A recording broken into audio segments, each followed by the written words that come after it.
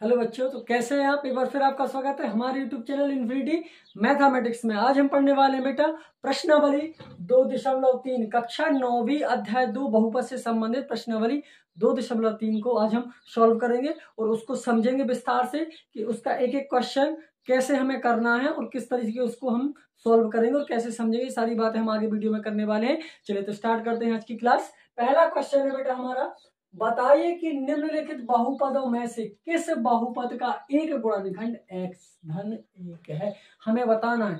इस प्रश्न के अंतर्गत ऐसे करके चार बहुपद दिए, 1 2 3 4 चार बहुपद दिए हैं। उन बारी बारी से उन चारों बहुपद को हम हल करेंगे और देखेंगे कि कौन से बहुपद का x धन 1 गुणनखंड है। ठीक है, कैसे पता करते हैं इसको देखिए, मैं आपको समझा रहा हूं। आपको इसको हल करना है और सीधा लिखना है। हमें क्या दिया, गुणनखंड एक x धन 1। आप इसको लिखोगे कि माना कि x धन 1 क्या है, बहुपद का गुणनखंड है। लिखना है, नहीं लिखना तो भी चल जाएगा, आप सीधा लिख सकते हो। उसमें x धन 1 दिया तो आप यहाँ इसको लिखो x धन 1 बराबर 0। अगर हम x का मान निकालेंगे तो क्या हो, इसका पक्षांतर कर दे 1 का, तो जब 1 को धन का है और इस साइड लेके आएंगे तो ऋण का हो जाएगा। हो जाएगा नहीं हो जाएगा। ये उन्होंने दिया x धन 1, तो हम ले रहे हैं, अपने मन से नहीं ले रहे बेटा। उन्होंने दिया कि x धन 1 इसका एक गुणनखंड है। तो जब आप x धन 1 लोगे, जब x का मान निकालोगे तो 1 इस साइड आएगा तो ऋण का हो जाएगा। अब क्या करना, हमें इस मान को सीधा यहाँ रख दो बस। x की यहाँ पे क्या रखना, ऋण 1। हम यहाँ रखेंगे ऋण 1 के ऊपर 3 की घात धन ऋण 1 के ऊपर 2 की घात धन ऋण 1 धन 1। इसको हल करेंगे। ऋण 1 के ऊपर 3 की घात मतलब ऋण 1 ही होगा। ऋण 1 के ऊपर 2 की घात ऋण 1 गुणित ऋण 1। ऋण 1 का ऋण 1 का 2 बार गुणा होगा तो धन का 1 हो जाएगा। इसका करेंगे तो ऋण का 1 और धन का 1। आप देखोगे कि ऋण का 1 धन का 1 ऋण का 1 धन का 1, आंसर क्या आ गया, 0। और जब बहुपद में इस मान को, इस गुणनखंड के मान को रखने पर अगर 0 आ जाए, मान रखने पर अगर 0 आता है तो समझ लेना कि x धन 1 इस बहुपद का एक गुणनखंड है। आप लिख सकते हो कि अतः x धन 1 इस बहुपद का एक गुणनखंड है। क्या है बेटा, एक गुणनखंड है। मान लो कि इस बहुपद का एक गुणनखंड है। क्यों, अगर इस ये मान रखने पर, इस बहुपद में x की जगह पे वो मान रखने पर अगर बहुपद का मान 0 आ रहा है तो समझ लेना कि उस बहुपद का एक गुणनखंड है। दूसरा क्वेश्चन दिया इसका हमें, चलिए उसको भी हमें सॉल्व करते हैं। सेकंड दिया है x के ऊपर 4 की घात x to the power 4 plus x to the power 3 x to the power 3 plus x to the power 2 plus x plus 1। ये हमें क्वेश्चन दिया है। हमें बताना है कि क्या x प्लस 1 इसका गुणनखंड है कि नहीं। मेथड सेम है बेटा, कुछ चेंजेस नहीं करने हैं। जैसा यहाँ किया था ना x प्लस 1, यहाँ भी लिखेंगे हल में वही। क्या लिखोगे आप, x प्लस 1 बराबर 0। x का मान क्या आ जाएगा, जब धन का 1 इस साइड जाएगा तो ऋण का 1 हो जाएगा। बस इसको इस बहुपद में मान रख दीजिए, कर लेंगे हम। ऋण 1 के ऊपर 4 की घात धन ऋण 1 के ऊपर 3 की घात धन ऋण 1 के ऊपर 2 की घात धन ऋण 1 धन 1। बस हल हो गया। जब किसी भी ऋण की संख्या पर धन सम संख्या की घात हो तो उसका मान धन हो जाता है। क्यों है सर, एक ऋण 1 के ऊपर 4 की घात अगर सुमन करेंगे तो ऋण 1 को 4 बार लिखना पड़ेगा हमें ऐसे। अब गुणा करो, ऋण 1 एकम 1 ऋण ऋण का धन गुणित 1 का 1 एकम का 1 ऋण ऋण का गुणा होगा धन, धन का धन में होगा धन, आंसर आएगा। इसीलिए याद रखना कि जब सम संख्या की घात हो तो उसका हल जो आएगा वो धन में आएगा। तो क्या होगा, ऋण 1 का होगा तो धन का 1 हो जाएगा। ये 3 की है तो ये ऋण 1 रहेगा, ये 2 की है तो धन का हो जाएगा। ये ऋण 1 है, ये धन 1 है। देखो धन का ऋण का, धन का ऋण का, क्या बचा 1, क्या बचा लास्ट में 1। तो क्या इसका मान 0 आ रहा है क्या, मैंने सही लिखा क्वेश्चन, धन x धन 1। ठीक है, क्या इसका मान 0 आ रहा है क्या, आप देख लो सर, कहीं भी 0 नहीं आ रहा। 0 नहीं आ रहा मतलब अतः x प्लस 1 बहुपद का शून्यक, बहुपद का गुणनखंड, बहुपद का गुणनखंड नहीं है। चलिए 2 क्वेश्चन हो गए, इसका स्क्रीनशॉट ले लो आप फास्टली। चलिए थर्ड क्वेश्चन इसी का बेटा, एक्स धन 1 का वही सेम प्रोसेस करनी है हमें। क्या करना है, हमें यहाँ मान रखना है, वो लिखेंगे पहले में एक्स धन 1 बराबर 0। एक्स का मान निकालेंगे, एक को इस साइड ले जाएंगे, धन का था तो ऋण का हो जाएगा। बस इस मान को आप इस बहुपद में रख दीजिए। हम यहाँ रखते हैं इस बहुपद में, ऋण 1 के ऊपर 4 की घात धन 3 इंटू एक्स लिखा है तो एक्स आप लिखना ऋण 1, 3 की घात है तो 3 की घात आप लगाओगे, 3 एक्स लिखा है, एक्स यहाँ पर ऋण 1, 2 की घात है 2 की घात लगाओगे, धन एक्स धन 1। ठीक है, अब इसको सॉल्व करेंगे तो ऋण 1 पर 4 की घात मतलब आंसर ऋण 1 होगा। अब 3 के ऊपर 3 घात वाला ऋण 1 होगा, ऋण 1 का 3 में गुणा होगा, ऋण 3 एकम के ऋण का 3, धन ये हो जाएगा धन का, और 3 में गुणा होगा धन के 3 आ जाएंगे। अब यहाँ सॉरी यहाँ मान नहीं रखा हमने, एक्स यहाँ पर ऋण 1 रखना है, एक्स की यहाँ पर ऋण 1 रखना है, ये हो जाएगा हमारा ऋण का 1 और धन का 1। अब इसको हम हल करेंगे तो क्या आएगा, ऋण का 3 धन का 3 ऋण का 1 धन का 1, क्या बचेगा ऋण का 1, 0 नहीं आया मतलब इसका गुणनखंड नहीं होगा। आप लिख सकते हो अतः x + 1 बहुपद का गुणनखंड, इस बहुपद का गुणनखंड नहीं है। जहां आता है तो है 0 और नहीं आता तो इसका गुणनखंड नहीं है। चलिए समझ लीजिए। चलिए चौथा है इसका बेटा, लास्ट क्वेश्चन है, प्रोसेस सेम है, x + 1 बराबर 0, x का मान क्या हो जाएगा ऋण 1। बस इसको यहाँ रखेंगे हम, ऋण 1 के ऊपर 3 की घात ऋण 1 पर 2 की घात ऋण 2 धन करनी 2, x की जगह पे लिखेंगे हम ऋण 1 धन का करनी 2। अब हल करके देखते हैं, अगर 0 आएगा तो ठीक और नहीं आएगा तो बहुपद का गुणनखंड नहीं होगा। चेक कर लेते हैं, ऋण 1 के ऊपर 3 की घात ऋण 1 ही होगा, ऋण 1 पर धन की घात सम संख्या की घात है, धन 1 हो जाएगा तो ऋण तो रहेगा ही, और ये हो जाएगा धन का 1। अब यहाँ करेंगे तो हम ऋण 1 से यहाँ गुणा करें, चलो इसको कर लेते पहले, ऋण 2 एकम का ऋण का 2, ऋण का इसमें होगा ऋण का करणी 2, ठीक है, धन का करणी 2। आगे सॉल्व करेंगे, ऋण 1 और ऋण 1 कितना हो जाएगा, ऋण का 2 हो जाएगा। इस ऋण का यहाँ गुणा करेंगे तो धन का 2, इस ऋण का यहाँ करेंगे धन का करणी 2 और धन का करणी 2। अब यहाँ देखोगे ऋण का 2 धन का 2 कट जाएगा, 1 करनी 2 1 करनी 2 कितना हो जाएगा 2 करणी 2। क्या इसका मान 0 आया, नहीं आया। अगर 0 नहीं आया तो क्या होगा, ये बहुपद का गुणनखंड होगा क्या, नहीं होगा। अब लिखोगे कि अतः x + 1 इस बहुपद का गुणनखंड नहीं है, अतः x + 1 इस बहुपद का गुणनखंड नहीं है। चलिए स्क्रीनशॉट ले लीजिए बेटा। क्वेश्चन नंबर दूसरा बेटा, गुणनखंड प्रमेय लागू करके बताइए कि निम्नलिखित स्थितियों में से प्रत्येक स्थिति में gx px का एक गुणनखंड है। हमें करना कुछ नहीं है, जैसे हमने क्वेश्चन नंबर पहला किया ना, सेम मेथड से हम इसको भी कर देंगे, इसका आंसर आ जाएगा। इसमें भी दिया है ये क्या, इसका गुणनखंड है और ये बहुपद है, हमें बताना कि जी इसका गुणनखंड है कि नहीं। तो आप यहाँ लिखोगे, सीधा सा सॉल्यूशन है, कुछ नहीं करोगे आप, इसको लिखोगे कि x + 1 = 0, तो x = क्या हो जाएगा -1 हो जाएगा। इस -1 को यहाँ रख दो आप px में, p - 1 = 2 × -1 to the power 3 plus -1 का स्क्वायर -2 × -1 -1। हमने क्या किया, जहां जहां x लिखा हुआ था बेटा वहां पर ऋण 1 लिख दिया। देखो जहाँ x लिखा था वहां ऋण 1, जहाँ x लिखा था वहां ऋण 1 लिख दिया और हल कर देंगे। अब इसको हल करेंगे तो ऋण 1 के ऊपर 3 की घात वाला ऋण 1 होगा, ऋण 1 पर कितने की भी घात लगा दो आप, उसका मान 1 ही होगा। तो ऋण 1 पर 3 का मतलब ऋण 1 हो जाएगा, ऋण 1 का 2 में बड़ा होगा, 2 एकम का 2। अब ये धन का हो जाएगा, धन का 1 क्योंकि 2 की घात है, ऋण का गुणा होगा तो धन का 2 और ऋण 1, ठीक है, ऋण का 2 धन का 2 ऋण का 1 धन का 1 बराबर क्या आ गया 0।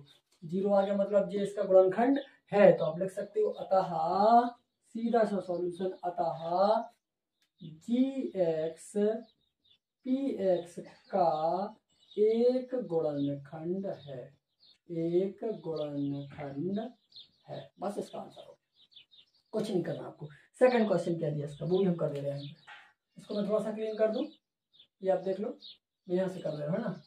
सेकंड दिया है, इसको थोड़ा मैं क्लीन कर रहा हूँ gx को। इसका सेकंड क्वेश्चन ये दिया है हमें, px = क्या दिया है, x³ + 3x², x के ऊपर 3 की घात धन 2 x के ऊपर सॉरी 3x के ऊपर 2 की घात, 3x के ऊपर 2 की घात धन 3x धन 1 धन 3x धन 1। इसमें जो gx का मान है वो क्या दिया है, gx का मान दिया है x प्लस टू। हमें ये बताना है कि इसमें x प्लस टू इसका गुणनखंड है कि नहीं। तो चेक कर लेते हैं बेटा, मेथड वही सेम है, कुछ अलग नहीं करेंगे हम। इसको लेना पहले तो लिखोगे x धन 2 बराबर 0 ले लेना है। तो x का मान क्या होगा, हम 2 को इस साइड ले जाएंगे, धन का है तो ऋण का हो जाएगा। बस इस ऋण 2 को x की जगह पर रख दीजिए, इसमें यहाँ रख दीजिए, चूंकि p-2 बराबर ऋण 2 के ऊपर 3 की घात, ध्यान रखना ये ऋण का 2 है ना, फिर धन 3 ऋण 2 के ऊपर 2 की घात धन 3 ऋण 2 धन 1। हल करते हैं, ऋण 2 के ऊपर 3 का 2 गुणे 2 गुणे 2, 3 बार 2 दूनी का 4 और 4 दूनी का 8, तो हो जाएगा ऋण का 8 धन 2 का वर्ग हो जाएगा 4 और 4 3 के 12 धन के है ना 12, और 3 दूनी का ऋण का 6 और धन का 1। चेक कर लेते हैं क्या होगा, 8 और 6 ऋण के 14, 12 और 1 13, क्या बच रहा है ऋण का 1। तो भैया इसको रखने के बाद 0 तो आया नहीं है, 0 नहीं आया है, कुछ अपन कुछ गलती तो नहीं कर रहे हैं, जरा देख लीजिए कुछ गलतियां, चलिए चेक कर लिया, सही है। ऋण का मतलब इसका गुणनखंड नहीं, तो आप लिखोगे अतः gx px का एक गुणनखंड नहीं है। क्यों नहीं है, क्योंकि सर इसमें मान रखने के बाद यहाँ पे 0 नहीं आ रहा, 0 नहीं आ रहा इसलिए इसका गुणनखंड नहीं है, और मान रखने के बाद अगर 0 आ जाता है तो उसका वो गुणनखंड कहलाता है। नहीं आ रहा इसलिए नहीं। चलिए इसको क्लीन कर दीजिए, सॉरी स्क्रीनशॉट ले लीजिए, मैं इसको क्लीन कर रहा हूँ, ले लिया स्क्रीनशॉट, ओके क्लीन कर रहा हूँ। चलिए थर्ड क्वेश्चन हमारा, सेकंड था, लास्ट क्वेश्चन इसका, वो भी हम अभी कंप्लीट कर ले रहे हैं, ठीक है। चलिए लास्ट क्वेश्चन था बेटा px, थर्ड नंबर है इसका, थर्ड क्वेश्चन है इसका, px की वैल्यू दी है यहाँ पर, px की वैल्यू दी है x to the power 3 minus 4x square, x to the power 3 minus 4x square, 4x square plus x plus 6 plus x plus 6 है ना, x प्लस 6। gx की वैल्यू क्या दी है, gx की वैल्यू यहाँ पे दी है x माइनस 3, ये हमें gx दिया। हमें बताना है कि यहाँ पर कि जो gx है वो इसका गुणनखंड है, ठीक है। चेक करके देखते हैं बेटा, मेथड सेम, इसको लिखेंगे 0 के बराबर x ऋण 3 बराबर 0, तो x का मान क्या हो जाएगा, इस 3 को हम इस साइड ले आएंगे, धन का हो जाएगा, ठीक है, धन का हो गया। वैल्यू रख के देखते हैं इसमें, क्योंकि यहाँ पर तो p3 रखेंगे x की जगह पर, 3 टू द पावर 3 माइनस 4, 3 का स्क्वायर प्लस 3 प्लस 6। सॉल्व करते हैं, 3 के ऊपर 3 की घात मतलब 3 गुणे 3 गुणे 3, 3 बार गुणा होगा 3 का, 3 तरका के क्या हो जाएगा, 3 गुणे 3 गुणे 3, 3 तरका के 9, तिया का 27, आंसर क्या आएगा 27 ऋण। इसका 3 का वर्ग कितना होगा, 3 और 3 तरका के 9, 9 चौके 36, धन का 3 धन का 6, जोड़ लीजिए, धन धन के अलग कर लेते हैं पहले है ना। अब इसमें क्या है 27 और 3 30 और 6 36, धन के 36 और ऋण के 36, धन के 36 में से ऋण के 36 घटाएंगे तो 0, और 0 आ जाता है तो गुणनखंड हो जाता है। तो आप लिख सकते हो कि अतः gx px का एक गुणनखंड है। कंप्लीट हो गया इतना। सिर्फ हमें याद रखना बेटा, उसको सॉल्व करने के बाद अगर 0 आ जाता है तो गुणनखंड है, और 0 नहीं आता है तो गुणनखंड नहीं है। आप इसका स्क्रीनशॉट ले लीजिए, फिर नेक्स्ट क्वेश्चन सॉल्व करेंगे। क्वेश्चन नंबर 3 बेटा हमारा, k का मान ज्ञात कीजिए। तो जहां प्रत्येक स्थिति में x ऋण 1, हमें इसका मतलब ये है बेटा कि हमें इस बहुपद में इस k का मान निकालना है जहां पर इसका एक गुणनखंड है x ऋण 1। तो ज्यादा चेंजेस नहीं है, पिछले जो हम 2 क्वेश्चन कर चुके हैं वैसे ही करना है। आप लिख सकते हैं दिया है, दिया में क्या करोगे, अब ये पूरा क्वेश्चन यहाँ पे आपको उतारना है ऐसे, ये हमने लिख लिया बेटा पूरा का पूरा क्वेश्चन। अब क्या दिया है x ऋण 1, तो x ऋण 1 की जगह क्या लिखोगे, यहाँ माना x ऋण 1 बराबर 0, तो x की वैल्यू क्या हो जाएगी, धन का 1। अब इस धन के 1 को यहाँ रख दो आप, इसीलिए P1 इज इक्वल टू 1 के ऊपर 2 की घात धन 1 धन के तो एक का वर्ग क्या होगा, एक, और एक का एक, और धन का के, एक और एक कितना हो गया, 2 धन के। अब के का मान निकालना है बेटा, 2 को साइड ले आओ, ये हो जाएगा के बराबर 2 साइड आएंगे तो किसके हो जाएंगे, ऋण के। ये हमारा के का मान हो गया। सेम ऐसे करना है यहाँ, क्या लिखोगे, दिया है, दिया में लिखोगे आप पी एक्स बराबर 2x का स्क्वायर धन के एक्स धन करणी 2। इसको सॉल्व करें, हमें क्या लिखना है, इसको लिखना है x ऋण 1 माना x ऋण 1 बराबर 0। तो x की वैल्यू क्या हो जाएगी, ऋण का इस साइड जाएगा तो धन का, तो x बराबर धन का 1। अब 1 को यहाँ रख दो आप, इसीलिए P1 is equal to 2 into 1 का स्क्वायर प्लस के x की जगह 1 रखना है गुणित 1 धन करणी का 2।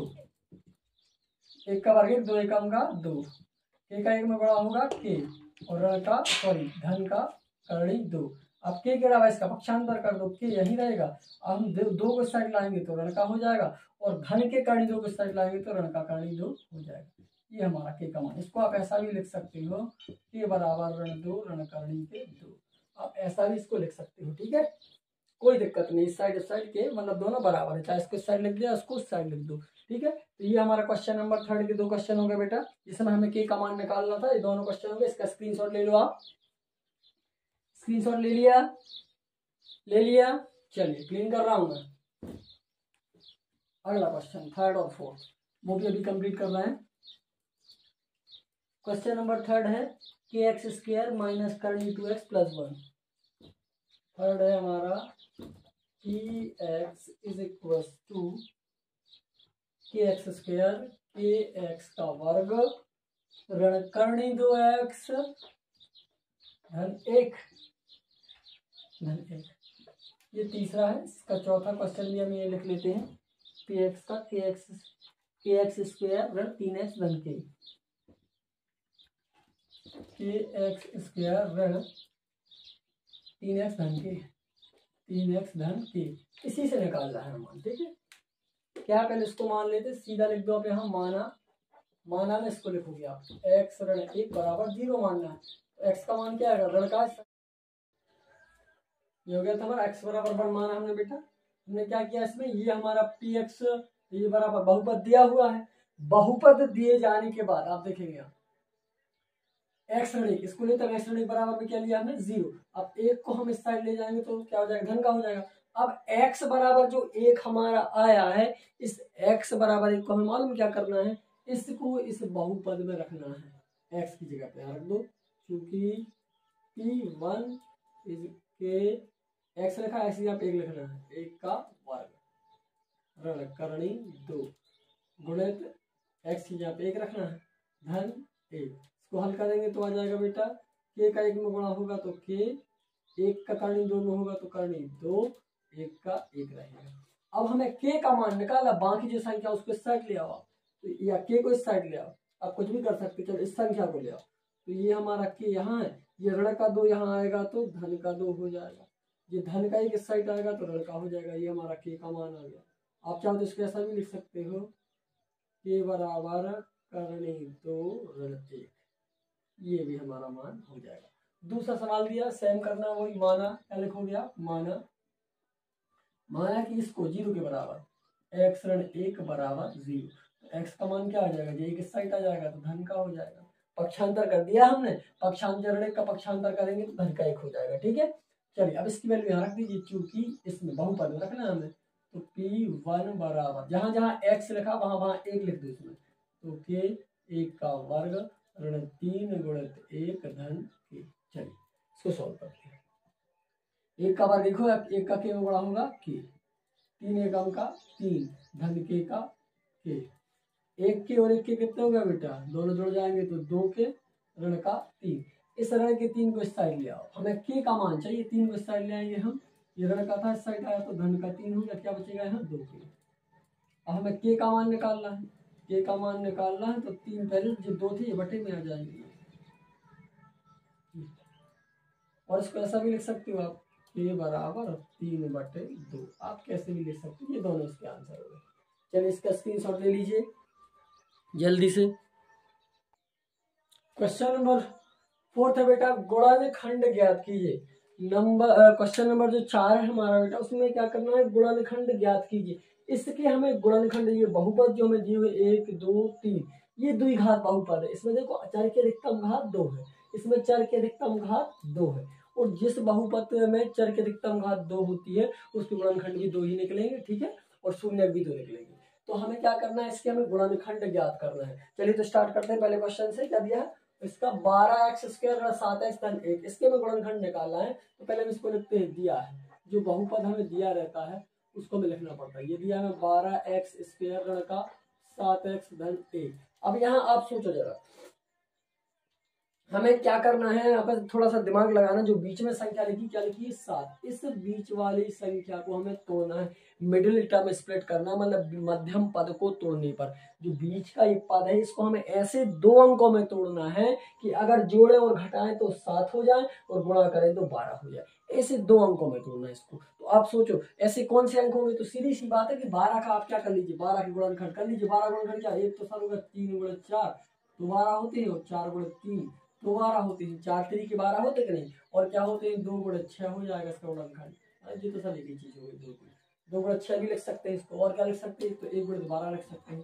तो ऐसे दो संख्याएं आप देखो जिसको जोड़ने घटाने पर क्या मिल जाए, 7 मिल जाए। तो वो संख्या क्या होगी, 4 और 3 होगी। 4 और 3 को हम जोड़ देंगे तो 7 हो जाएगी, हो जाएगी नहीं। तो ऐसे दिमाग लगाना हमें कि इसको किस पदों में तोड़ दे। अगर हम 2 और 6 लिखेंगे तो 2 और 6 को तो 7 कर नहीं सकते, 2 में 6 को जोड़ेंगे तो 8 हो जाएगा, और 6 में से 2 को घटाएंगे तो 4 हो जाएगा, तो 7 तो आ नहीं रहा, सिर्फ 4 और 3 में 7 आ रहा है। तो आप उसको यहाँ यूज कर दीजिए। लिख सकते हैं हम 12x, इसको लिखो ऋण 4x ऋण का 3x धन 1। इसको तोड़ दिया हमने, कैसे तोड़ दिया, हमने इसको ऐसे तोड़ दिया बेटा कि 7 को ऋण के 4x और ऋण के 3x में लिख दिया। मतलब ऋण के 4x और ऋण के 3x को जोड़ेंगे तो ऋण के 7x हो जाएंगे, और 4 और 3 का गुणा करेंगे तो 12 हो जाएगा। ऋण के 4 और ऋण के 3 का गुणा करेंगे तो ऋण ऋण का धन, और 4 3 के 12, ऐसा तोड़ लिया। अब इसमें से हमें कॉमन लेना है। अब जरा दिमाग लगाओ, इसमें से क्या कॉमन आ सकता है, यहां से आप सोचिए जरा क्या कॉमन ले सकते हो। इसमें से 4x कॉमन ले सकते हो आप। क्या लिया हम, 4x कॉमन अगर लेंगे तो इसमें भाग चला, 4 3 के 12, 3x बचा, 4x निकल गया तो 1 बचा। यहाँ से क्या कॉमन ले लेंगे, ये से हम बचना चाहिए। जो यहाँ बचा है वो इस पद में से हम क्या कॉमन ले लेंगे, यही बचे। तो सीधी बात है, यहाँ से 1 कॉमन ले लो। 1 कॉमन ले लेंगे तो कोई परिवर्तन नहीं होता, तो हम 1 कॉमन लेंगे। जब ऋण का 1 कॉमन लेंगे तो ऋण यहाँ से निकल जाएगा तो धन क्या बचेगा, धन में से 1 ऋण निकल जाएगा तो 1 ऋण बचेगा, और 1 का 1 बचेगा। अब ये एक जैसा आ गया, देखो ये, इसको कॉमन ले लो आप, उभयनिष्ठ ले लो। ये हमने उभयनिष्ठ ले लिया, क्या बचा, 4x ये बचा और ऋण का 1 ये बचा। बस ये हमारे गुणनखंड आ गए, ये हमारे गुणनखंड आ गए। दूसरा क्वेश्चन देखते हैं, इसको भी ऐसे करना है। पहले क्या लिखोगे आप, दिया है, क्या लिखोगे, दिया है 2x² धन का 7x धन का 3। चलिए अब सोचो जरा इसको, इसके बारे में। इन दोनों का गुणा करो आप, 4 3 दूरी का 6 हो रहा है ना, और जोड़ने घटाने पे 7 हो जाता है। इसको आप ऐसा तोड़ सकते हो कि 2x² धन का 6x धन का x धन 3। 7 को हमने तोड़ लिया 6x धन x में तोड़ लिया, 6x धन x। 6x में जब आप एक x जोड़ोगे तो 7x हो जाएगा, ठीक है। इसलिए हमने 6 और 1 में तोड़ लिया उसको। और एक और इसकी विधि क्या होती है, लास्ट की और आगे वाला और लास्ट वाले का गुणा करते हैं हम। 2 गुणे 3 कितना, 6 है ना, 6 आ रहा। तो ऐसी संख्या में तोड़ना है कि जोड़ने घटाने पर 7 हो जाए। तो 6 गुणे 3 हो गई, एक 6x हो गए और एक x हो गई। तो 6 और 1 7, और 6 का 1 में गुणा करोगे तो 6 एकम 6 भी होगा, ठीक है। इसलिए हमने 6x धन x में तोड़ लिया। इसमें से कॉमन ले लो, इस पद में से और इस पद में से उभयनिष्ठ ले लो आप, कॉमन ले लो। क्या आ रहा है देखो, क्या कॉमन ले सकते हैं इसमें से, आप जो दिमाग लगाओ। इस 2 और x में से क्या आ जाएगा, 2x कॉमन आ जाएगा, 2x कॉमन ले लो। 2 ले लिया और एक x भी निकाल लिया, यहाँ से एक x बचेगा। यहाँ से 2 निकाल दो, 2 3 के 6 और एक x निकाला तो कुछ नहीं बचेगा। यहाँ से 1 निकाल लो, सेम टू सेम ये बच जाएगा।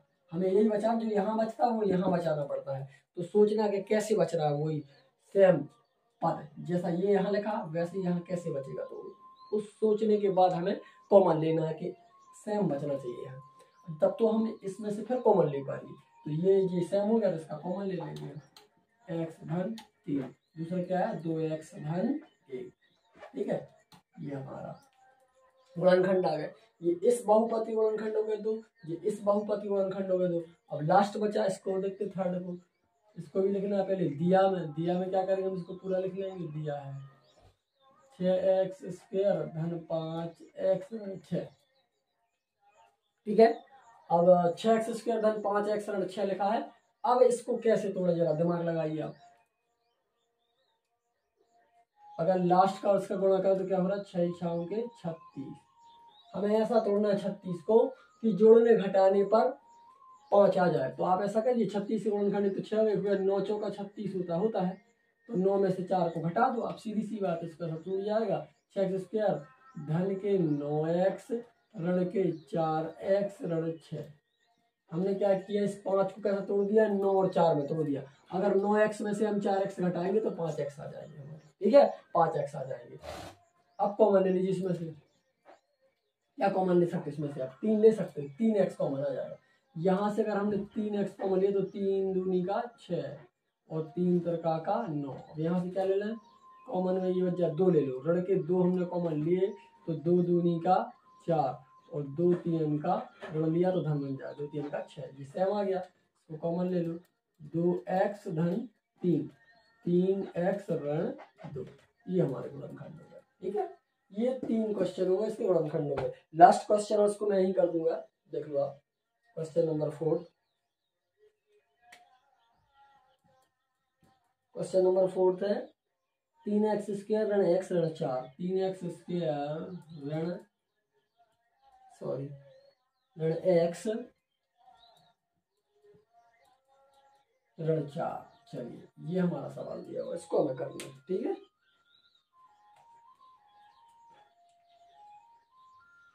कैसे करेंगे इसको, सीधा मैं हल कर रहा हूँ, उसको तोड़ दे रहा हूँ सीधा ना। इस x को तोड़ना है, पहले गुणा कर लीजिए। इनका 3 और 4 कितना हो गया, धन का 3 और ऋण के 4 4 3 के 12 हो रहा, 12 हो रहा। गुणा करने पर 12 हो जाए, जोड़ने घटाने पर x हो जाए तो 4 और 3 में तोड़ दीजिए सीधा सा। 4 3 12 होता है, इसी में जो हो जाएगा 3x²। इसको हम लिख सकते हैं ऋण का 4x धन का 3x ऋण 4। हमने क्या किया, इस x को लिख दिया ऋण का 4 धन का 3 में, तो ऋण के 4 में से धन के 3 घटाएंगे तो ऋण का 1x आ जाएगा। ठीक है, और ऋण का 4 जब तो इसमें से कॉमन ले लीजिए।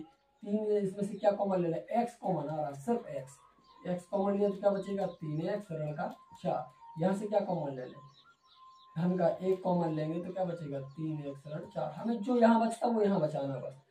तो सोच लेना कि इस पद में से हम क्या कॉमन ले लें कि ऐसे बच जाए। ठीक है, अब ये सेम होगा, ये भी और ये एक जैसा होगा, एक समान पद है, इनको कॉमन ले लीजिए, वाइनस्ट ले लीजिए। 3x ऋण 4 तो क्या बचा, एक x बचा और धन का 1 बचा तो x धन 1। ये हमारे 4 क्वेश्चन हो। चलिए इसका स्क्रीनशॉट ले लीजिए।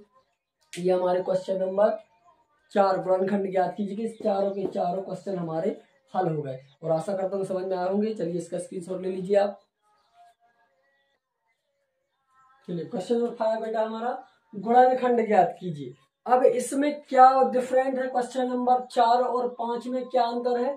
क्वेश्चन नंबर 4 और 5 का अंतर आप समझ लीजिए। क्वेश्चन नंबर 4 में 1 2 3 पद दिए रहते थे, लेकिन इस 5 में 1 2 3 4 पद दिए हैं। अब 4 पदों का हमें गुणनखंड निकाल लिया। ध्यान रखना, अभी तक 3 पद वाले क्वेश्चन थे तो हम इसका गुणनखंड निकाल देते आसानी से, लेकिन अगर 4 पद आ जाए तो उसके गुणनखंड कैसे निकालेंगे। साथ में इसमें देखो सबसे ज्यादा बड़ी घात क्या है, चर की 3 है, मतलब इसके गुणनखंड हमें 3 मिलेंगे। कितने मिलेंगे बेटा, 3 गुणनखंड मिलेंगे, उसके शून्य भी 3 मिलेंगे। 1 2 3 4 पद है और घात सबसे बड़ी क्या है, 3 की घात सबसे बड़ी, मतलब इसमें 3 गुणनखंड हमें मिलने वाले हैं। चलिए तो स्टार्ट करते इस क्वेश्चन को। इस क्वेश्चन को हमें करना क्या है, बिल्कुल इजी तरीका है, हम आपको समझाने वाले। पहले इसमें आप क्या करो, मान लेंगे हम इसमें एक मान के चलना है आपको। एक गुणनखंड कोई आप मान के चलोगे, जैसे x+1 x-1 मान के चलोगे, उसको 1 को उसमें रखोगे, फिर हम देखेंगे कि गुणनखंड वो उसका है कि नहीं। अगर है तो फिर आगे प्रोसेस बढ़ाएंगे और नहीं है तो वैसे सॉल्व करेंगे। ठीक है, अब देखना है हमें क्या करेंगे इसमें। देखिए हल लिखा, पहले तो हमें कुछ दिया, इसको आप लिख सकते हो x⁻³ की घात। इसकी प्रोसेस थोड़ी सी लॉन्ग है तो आप ध्यान से देखेंगे ना। अब इसमें मानना है आपको, माना, या इसको ना लिखना हो तो मत लिखो, सीधा लिख लो माना। माना करके हम मान लेते, अपने मन से मान रहे हैं। माना कि x ऋण 1 क्या, x ऋण 1 बहुपद का क्या है, बहुपद का गुणनखंड है। ठीक है, गुणनखंड है। हमने मान लिया कि जो x ऋण 1 है वो इस बहुपद का एक गुणनखंड है, मान लिया। चलिए अब क्या करना, अगर मान इसको हम ऐसा भी लिख सकते हैं कि x ऋण 1 बराबर 0, तो x का मान क्या हो जाएगा, यहाँ से आप देखोगे तो x का मान हो जाएगा, एक को हम इस साइड ले जाएंगे, ऋण से धन हो जाएगा। अब इस एक को इस बहुपद में आप रख दीजिए, इस x बराबर जो 1 आया, हमारा जो x का मान आया, उसको आप इस बहुपद में जहां जहां x लिखा हुआ है वहां वहां उसको पुट कर दीजिए, वहां रख दीजिए आप। ठीक है, चलिए रखते हैं x की जगह आप क्या लिखना, 1 का घन ऋण 2, फिर लिखा x की जगह 1 वर्ग का वर्ग ऋण x का 1 धन का 2। ठीक है, 1 का घन क्या होगा 1, ऋण 2 का 1 का स्क्वायर 1 और 1 का दोनों बड़ा होगा, 2 एकम का 2, ऋण का 1 और धन का 2। अब यहाँ देखोगे धन का 2 ऋण का 2, धन का 1 ऋण का 1, क्या आ गया, आंसर हमारा 0 आ रहा है। और जब उस x के मान को बहुपद में आप रखते हैं और रखने के बाद हल करने के बाद आप देखते हैं कि उसका जो आंसर है वो, या जो उत्तर है, हल है, वो 0 आ रहा है, तो 0 आ रहा है मतलब इससे ये समझ में आता है कि जिस मान को रखने से 0 आ रहा है वो मान इसका एक गुणनखंड होगा। ठीक है, इसलिए 0 आ जाता है। हमने आपको परिभाषा ही बताई थी कि चर का वह मान जो किसी बहुपद में रखने पर बहुपद को शून्य कर दे, गुणनखंड कहलाता है या शून्य कहलाता है। तो वैसे अगर 0 आ रहा है तो मतलब उसका गुणनखंड होगा। ठीक है,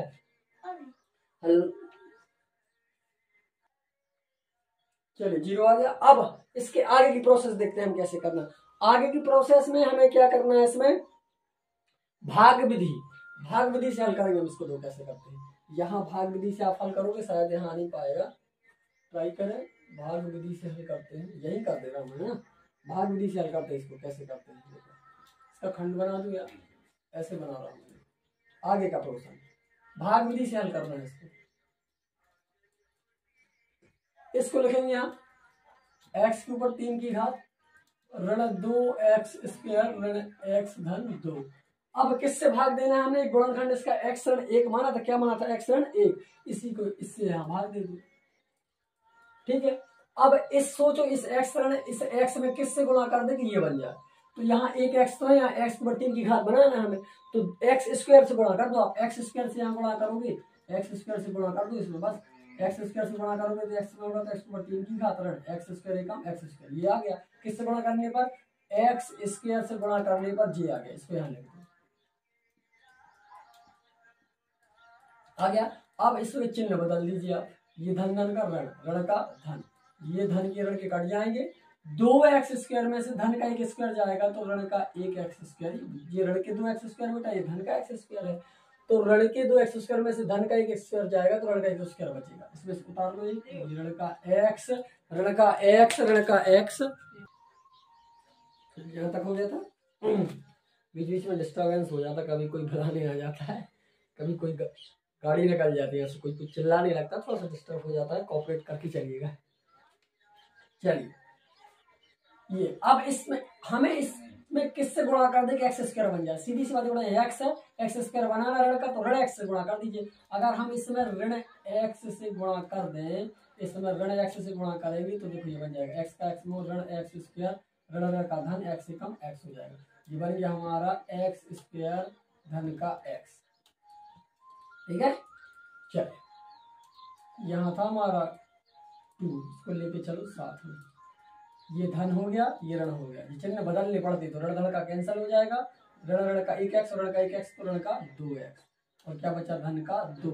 अब इसमें किससे गुणा कर दे कि ऋण का 2x बन जाए, तो ऋण के 2 से गुणा कर दो आप इसमें ऋण के 2 से गुणा करोगे, ऋण के 2 से आप इसमें गुणा करोगे तो 2x धन का 2 हो जाएगा, ये आ गया, तो ऋण का 2x धन का 2, चिन्ह बदल दीजिए धन ऋण, धन ऋण के कैंसिल, धन ऋण का कैंसिल, क्या आ गया 0 आ गया, 0 बस। अब 0 आने के बाद हमें क्या करना है, तीसरे, पहला स्टेप, दूसरा स्टेप, लास्ट स्टेप है हमारा इसका हल करने का, बस कंप्लीट हो जाएगा। ठीक है, अब जो हमारा ये आया भागफल आया, इस भागफल को वहां लिख के हमें तोड़ देना है, भागफल को वहां लिख के क्या कर देना है, तोड़ देना। भागफल लिखेंगे हम यहाँ क्योंकि एक्स, इसको लिखना है ऋण एक्स ऋण 2। अब इसके अगर हम गुणनखंड तोड़े, अब सोचिए जरा इस x को कैसे तोड़े, ये सोचना है आपको। आप इसको ऐसा लिख सकते हो कि 2x धन x ऋण 2। क्यों, इधर कुछ नहीं लिखा मतलब 1 है, यहाँ ऋण का 2 लिखा मतलब 2, दोनों गुणा करोगे तो ऋण का 2 एकम 2, तो जोड़ने घटाने पर आ जाना चाहिए x और गुणा करने पर ऋण का 2, तो जोड़ेंगे और घटाएंगे तो आ जाएगा ऋण का x और 2 और x का गुणा करेंगे तो 2 एकम का ऋण का 2 ही आ जाएगा। ठीक है, ऐसा तोड़ लिया हमने। अब इसमें से कॉमन क्या दिख रहा है आपको, सिर्फ x कॉमन दिख रहा है, x कॉमन लिया तो क्या बचेगा x ऋण 2, यहाँ से क्या कॉमन ले लो आप, 1 कॉमन ले लो तो x ऋण 2 यहाँ बचेगा, ये सेम है, इसको कॉमन ले लो x ऋण 2 और एक हो गया हमारा x धन 1। ये 2 गुणनखंड आ गए। एक तीसरा गुणनखंड हमें कहाँ मिलेगा, सर आपने तो ये बताया था अगर इस पर चर पे अधिकतम घात 3 है तो इसके 3 बहुपद होंगे, सॉरी 3 गुणनखंड होंगे, लेकिन इसके तो 2 ही आए हैं, 2 आए, एक हमने यहाँ माना था, देखो ये x ऋण 1, इसको भी यहाँ लिख दो x ऋण 1, ये हमारे 3 गुणनखंड हो गए और हमारा क्वेश्चन भी यहाँ कंप्लीट हो गया। ठीक है, चलिए इसका स्क्रीनशॉट ले लीजिए, फिर नेक्स्ट क्वेश्चन करते हैं। चलिए ये क्वेश्चन है हमारा दूसरा बेटा, इसको भी सेम मेथड से जो अभी पहला क्वेश्चन हमने किया है इसका वैसे ही सेम मेथड से करना है क्वेश्चन नंबर 2। ठीक है, सेम टू सेम मेथड वही मान लेंगे हम जैसे पहले किया था, हम लिखेंगे माना कि क्या मान लो x ऋण 1 मान लो, x धन 1 मान लो, जो आप चाहते हो। हमने इसमें लिया है x धन 1 बहुपद का गुणनखंड है। ठीक है, गुणनखंड है, ये हमने मान लिया। जब x धन 1 है तो क्या हो जाएगा, x धन 1 बराबर 0 हो जाएगा, x का मान क्या आ जाएगा, इसको साइड ले जाएंगे ऋण का 1 हो जाएगा। आप वहां x ऋण 1 भी रख सकते हैं, कोई दिक्कत नहीं। ठीक है x धन 1 भी रख सकते हो आप, इसको यहाँ पुट करोगे वैल्यू, ये हो जाएगी ऋण 1 के ऊपर 3 की घात ऋण 3, ऋण 1 के ऊपर 2 की घात ऋण 9, ऋण 1 धन ऋण का 5, सॉरी जहां जहां यहाँ x लिखा हुआ है उस x की जगह पे आपको ऋण 1 लिख देना और हल कर देना। गुणा आपसे जोड़ना घटाना गुणा भाग तो आने चाहिए, छोटी क्लासों की बात है। ऋण 1 के ऊपर 3 की घात मतलब ऋण 1 होगा इसका आंसर। ऋण 1 का वर्ग धन हो 1 हो जाएगा, धन 1 का ऋण 3 में गुणा होगा ऋण 3, ऋण का गुणा धन 9 एकम 9 और ऋण का 5। अब देखो आगे क्या होगा, ऋण का 5 और ऋण का 3, सो ऋण का 8 और एक ऋण का, सो ऋण का 9 और धन का 9, ऋण का 9 धन के 9 कैंसिल हो गए तो क्या आएगा 0। अब 0 आ गया मतलब जी इसका एक गुणनखंड है। अब एक गुणनखंड हमें मिल चुका है, अब हमें सोचने की जरूरत नहीं है, अब हमें भाग विधि से हल कर देना। किससे, भाग विधि से, जो अभी बताई थी। ये किससे भाग देना, x प्लस 1 से, जो वहां हम मानते हैं। किसमें देना है, इस बहुपद, इस बहुपद को यहाँ लिखेंगे x के ऊपर 3 की घात ऋण 3x स्क्वायर ऋण का 9x ऋण 5। बस अब इस x में किससे गुणा कर देंगे, x के ऊपर 3 की घात बन जाए, x है 2x स्क्वायर का गुणा और कर दो आप इसमें x स्क्वायर से गुणा और करोगे तो जो हो जाएगा x के ऊपर 3 की घात और x स्क्वायर का एक बार होगा तो धन x स्क्वायर हो जाएगा। चिन्ह बदल दीजिए, धन धन का ऋण, धन का ऋण, धन ऋण के कैंसिल हो जाएंगे, ऋण का 3 और ऋण का 1x कितना हो जाएगा 3 और 1 4 है ना, तो ऋण के 4x स्क्वायर ऋण का 9x जो बची है उसको लिख रहा हूँ ये। अब इसमें किससे गुणा कर दे कि ऋण का 4x स्क्वायर बन जाए, 1x तो है, ऋण के 4x से गुणा और कर दो, ऋण के 4x से अगर आप इसमें गुणा करोगे, किससे, ऋण के 4x से। ठीक है, ऋण के 4x से गुणा कर दो तो क्या हो जाएगा हमारा, ऋण के 4x से गुणा करेंगे इसमें तो ऋण का हो जाएगा 4x स्क्वायर और ऋण 4x से कम 4x, चिन्ह बदल दीजिए, ऋण का धन, ऋण का धन, नीचे का चिन्ह देखना है, ऋण का है तो धन लगा देना है और ऋण का है तो धन, धन का है तो ऋण, तो जो ये वाली संख्या वो धन की बन गई है। अब ये ऋण की होगी और धन की होगी, दोनों कैंसिल हो जाएंगे, ये ऋण के हैं ये धन के हैं, ऋण के 9 में से धन के 4 का, ऋण के 5x और ऋण का 5। अब इसमें किससे गुणा कर दे कि ये आ जाए, सीधी सी बात, x है ऋण 5 का और कर दो आप, इसमें ऋण 5 से गुणा और करोगे तो ऋण 5 एकम 5x और ऋण 5 एकम 5। देखो दोनों चिन्ह बदल दो, ऋण धन कैंसिल, क्या बचेगा 0 आ गया 0। अब जो हमारा भागफल आया है इस भागफल के हम गुणनखंड कर लेंगे, लिख लो आप यहाँ भागफल x स्क्वायर ऋण का 4x ऋण का 5। अब इसका गुणा करो आप, क्या आ रहा 5 एकम 5 आ रहा, इसको कैसे तोड़े हम सोचिए जरा, गुणा करने पर जुड़ने घटाने पर 4 हो जाए, कैसे तोड़ेंगे सोचिए,